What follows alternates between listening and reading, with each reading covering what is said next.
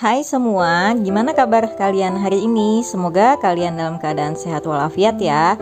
Kembali lagi dengan aku di channel Na Official. Dan di video kali ini aku mau kembali membahas tentang tips-tips yang semoga bisa bermanfaat.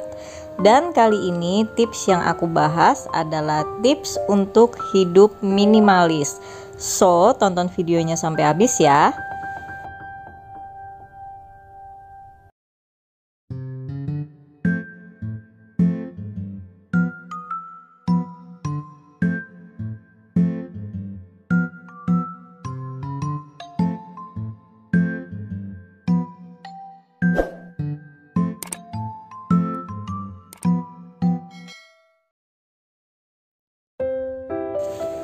Kenapa aku ngebahas tips hidup minimalis? Karena dengan hidup minimalis erat kaitannya dengan budgeting atau menghemat keuangan kita.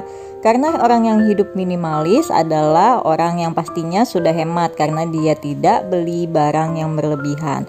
Dan juga hidup minimalis ini penting banget loh buat kesehatan pikiran kita. Kalian pernah gak sih ngerasa kayak sumpek, jenuh lihat rumah bertumpuk-tumpuk barang ini dan itu? Nah, berarti itu kalian udah waktunya deh mencoba tips hidup minimalis ini. Ayo, aku bakal bahas satu persatu tipsnya ya. Di sini ada 7 tips yang bakal aku bahas. Untuk tips yang pertama dan yang paling awal ketika kalian ingin menjalani hidup minimalis, yaitu adalah tanyakan kenapa alasan kalian ingin mulai menjalani hidup minimalis. Kenapa ini diperlukan? Supaya sebagai tolak ukur ketika nanti kalian tiba-tiba mulai merasa tidak mampu atau tidak bisa komitmen, kalian harus ingat lagi alasannya kenapa kalian menjalani hidup minimalis ini. Makanya ini merupakan langkah awal yang harus dilakukan ketika kalian mulai ingin hidup minimalis.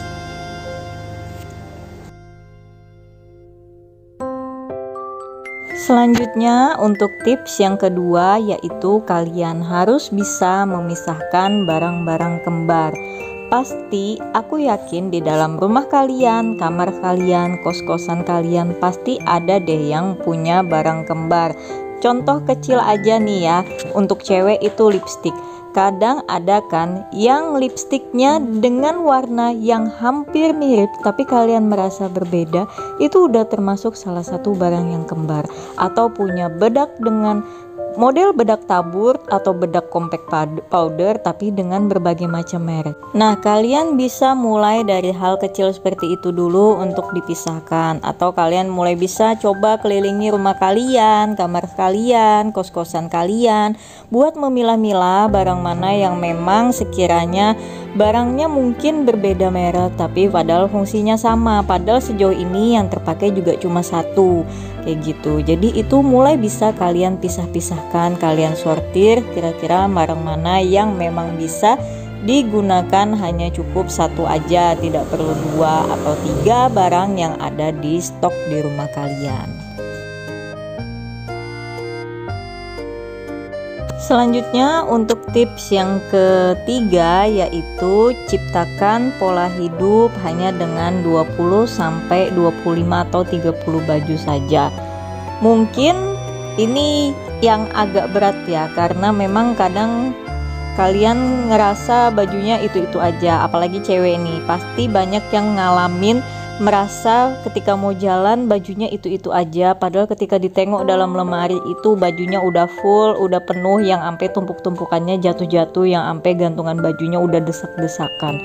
Nah, bisa deh coba dimulai disortir baju mana yang sekiranya memang baju tersayang, baju andalan, baju kesukaan, untuk itu aja yang kalian sisihkan, kalian siapkan, dipisahkan. Memang baju untuk kuliah, kerja, rumah, tidur, itu masing-masing berapa pieces untuk kalian gunakan.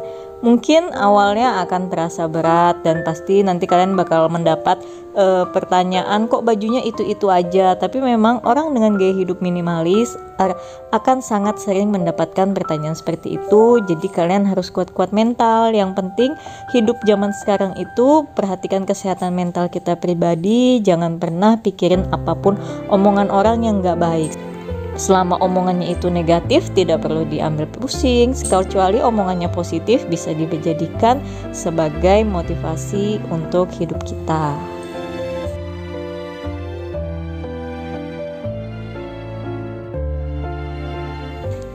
Untuk tips yang keempat yaitu menghitung nilai kegunaan suatu barang. Nah, nilai kegunaan ini berkaitan dengan harga suatu barang ya. Jadi aku kasih contoh, misalkan kayak kalian beli minyak goreng nih ketika belanja bulanan. Kalau kita lihat minyak goreng yang 1 liter terlihat lebih murah harganya dibandingkan minyak goreng 2 liter.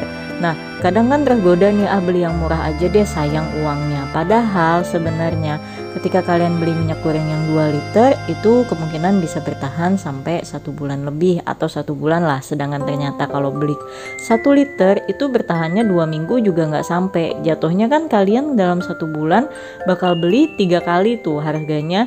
Misalkan nih yang 1 liter 15.000, yang 2 liter 30.000. Nah, kalau kalian beli 1 liter dulu dalam 1 bulan itu bakal 3 kali beli, jadinya kan 45.000. Padahal kalau kalian beli 2 liter kalian cuma keluar uang 30.000 gitu. Jadi berat di awal memang, tapi sebenarnya lebih hemat.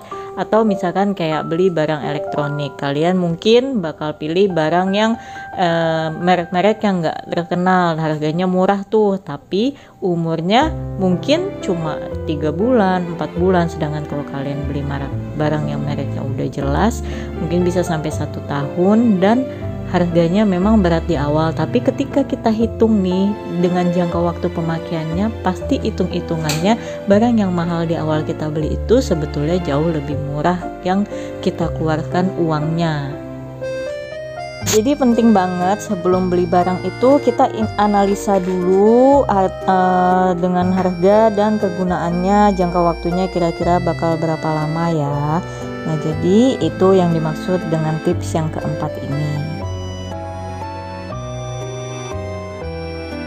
Dan untuk tips yang kelima yaitu membuat budgeting atau anggaran setiap bulan. Seperti aku bilang di awal video, orang yang ingin hidup minimalis pasti erat kaitannya dengan budgeting. Makanya aku bahas ini. Kenapa penting membuat budgeting ketika ingin hidup minimalis? Karena untuk menghindari pembelian barang-barang kembar, pembelian barang-barang yang tidak bernilai, pembelian barang yang di luar kebutuhan. Pokoknya penting banget budgeting atau membuat anggaran setiap bulan supaya kehidupan minimalis yang diinginkan itu bisa tercapai. Budgetingnya seperti apa sih yang bisa dibuat ya? Bisa dibuat seperti budgeting yang biasa di video-video aku lainnya, budgeting bulanan, atau bisa dibuat dengan mencatat kebutuhan mana yang memang penting, prioritas. Jadi terserah teman-teman aja mau bikin budgeting atau anggarannya gimana. Yang penting kalau mau bikin hidup minimalis harus ada tuh budgeting atau anggaran setiap bulan. Jadi udah ada posnya masing-masing kan, nggak over budget. Dan nanti kalau over budget jadinya nggak minimalis lagi, pasti barangnya akan ketumpuk lagi deh, nggak ruang yang udah disediakan akhirnya keisi lagi. Jadi gunanya budgeting dan anggaran itu untuk tetap kita konsisten dengan target hidup minimalis.